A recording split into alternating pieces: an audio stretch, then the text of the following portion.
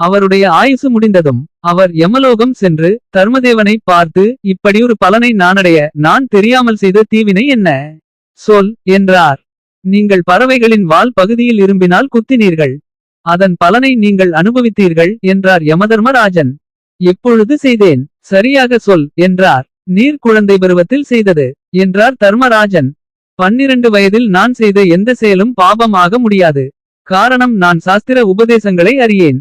बालु हि 12 वर्षात् जन्मतो यः करिष्यते न भविष्यति अधर्मो अत्र न प्रज्ञास्यति वैदिशः.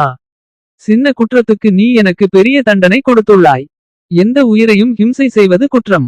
அதிலும் குற்றமில்லாத பிராமணனை ஹிம்சிப்பது கொலை செய்வது பெரிய குற்றம். நீ மனிதனாக சூத்திர யோனியில் பிறப்பாய்.